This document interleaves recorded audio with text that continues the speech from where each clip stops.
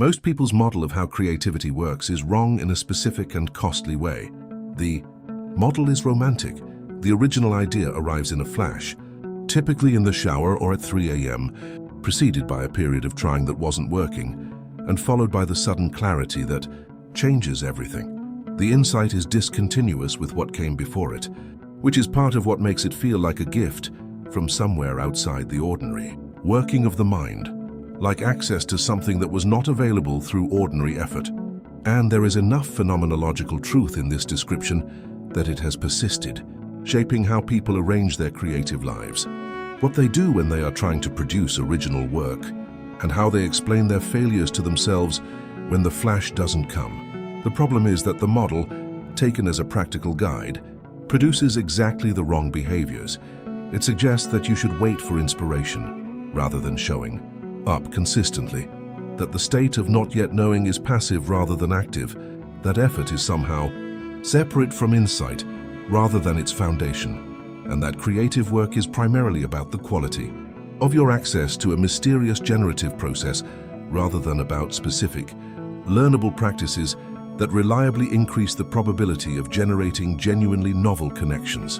The research on how creative cognition actually works is considerably less romantic and considerably more actionable than the flash of insight model suggests.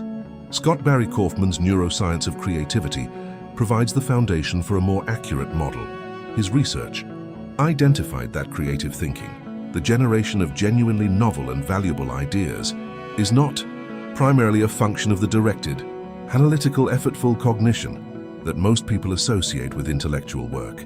It is primarily a function of the default mode network, the same distributed neural system that activates during rest, mind-wandering, and undirected thought that Lieberman's research identified as the brain's primary social cognition system.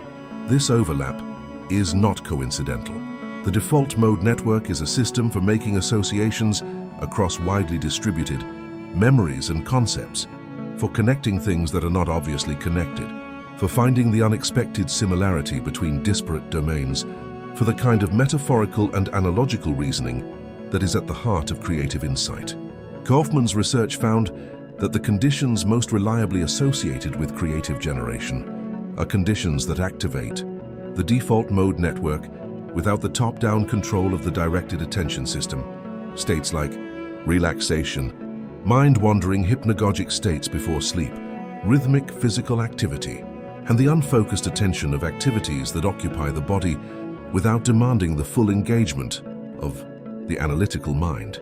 These findings explain why the shower is productive, not because something magical happens in the water, but because the shower provides exactly the conditions the default mode network needs to do its work: mild physical activation, reduced external input, and the relaxation of the directed attention that was previously focused on the problem. The insight was not unavailable before the shower.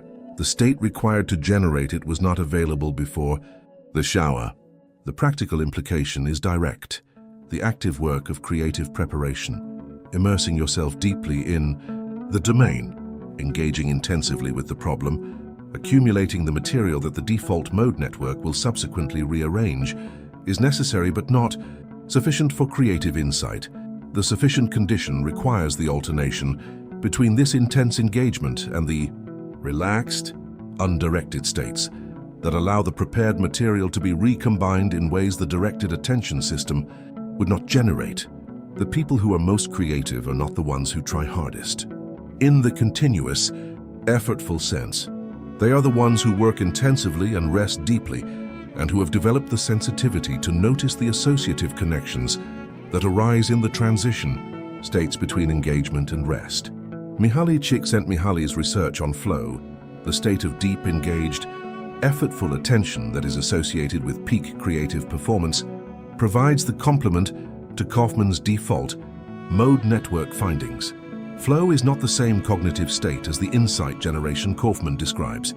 It is the state of optimal engagement, characterized by the balance between the demands of the task and the skills of the person, by full absorption in the activity, by the loss of self-consciousness, and by the feeling that the work is proceeding without effort, despite requiring intense engagement.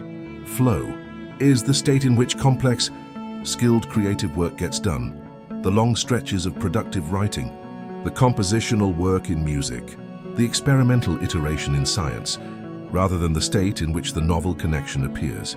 Csikszentmihalyi's research on the conditions that produce flow is practically important because it identifies flow as a function of specific conditions rather than a gift to the talented. The balance between challenge and skill is the central condition. Tasks that are too easy produce boredom and distraction. Tasks that are too difficult produce anxiety and avoidance. Tasks at the right level of difficulty, just beyond the current comfort zone, but within the range of genuine competence, produce the engagement from which flow can emerge. This implies that the development of creative capacity is partly the development of skill sufficient to engage with increasingly difficult problems in a way that is challenging enough to produce flow rather than trivially easy. And it implies that the management of creative work, the deliberate selection of tasks at the appropriate challenge level, the protection of the conditions that allow extended engagement is a significant determinant of creative productivity, not merely a logistical detail. Teresa Amabile's research on the social psychology of creativity adds the dimension that the romanticized model most thoroughly obscures: the critical role of the environment in enabling or suppressing creative work. Amabile's foundational finding is that intrinsic motivation, engagement with the work for its own sake, driven by genuine interest, curiosity, and the satisfaction of the creative challenge itself, is the primary driver of creative quality.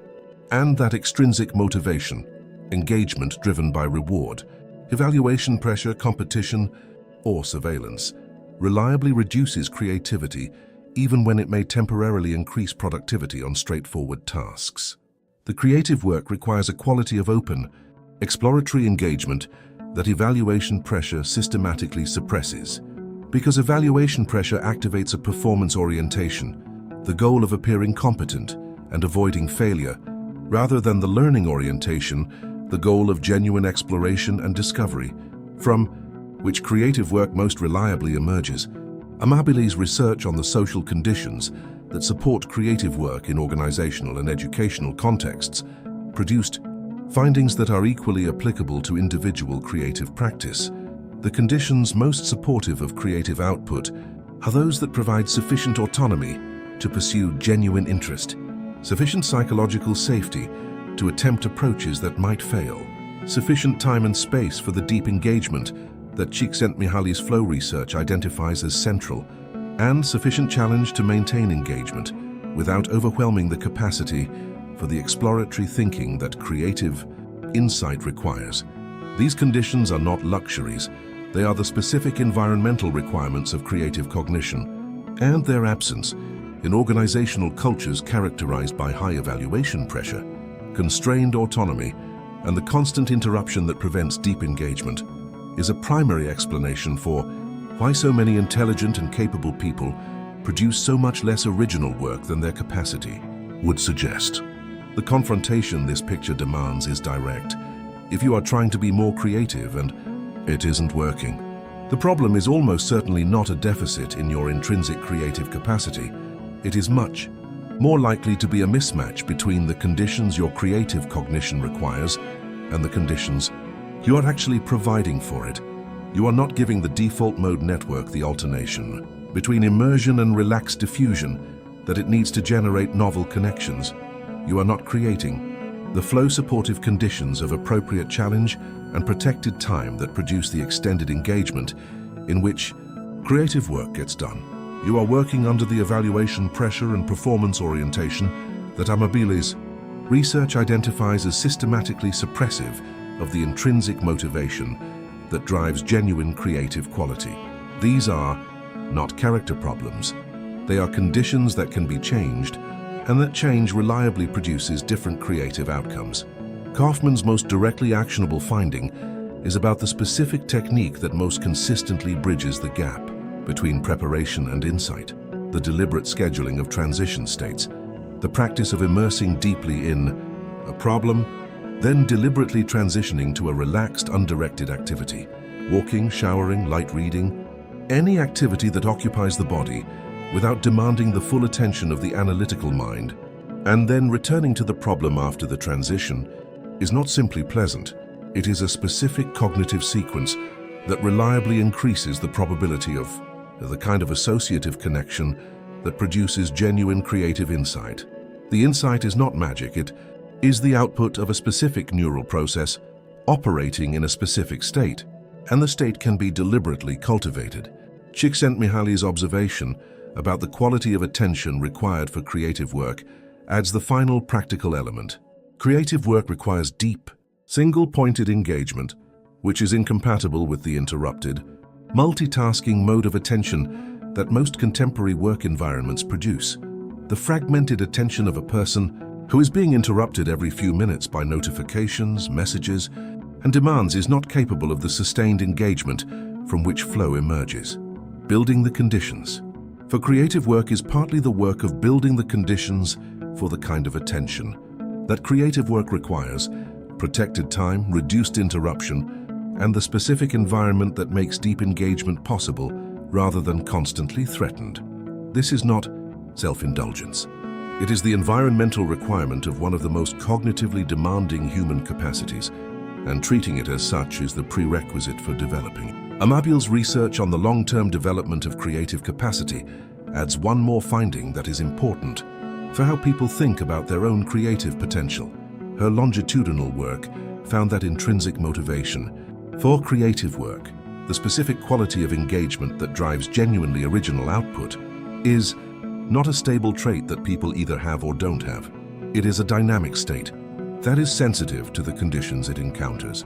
People who consistently work in conditions that support intrinsic motivation with appropriate autonomy, genuine challenge, psychological safety for exploration and failure, and the kind of feedback that is informational rather than evaluative, show measurable development in their creative capacity over time. People who consistently work in conditions that suppress intrinsic motivation show measurable deterioration. The developmental trajectory of creative capacity is not simply a function of talent or practice. It is significantly determined by the relational and environmental conditions in which creative work is done, which means that creating those conditions is not just a comfort preference but an investment in the capacity itself. Kaufman's summary finding about the relationship between psychological openness and creative output connects all three frameworks. At their foundations, the people who generate the most original work across their lifetimes are not primarily distinguished by technical skill.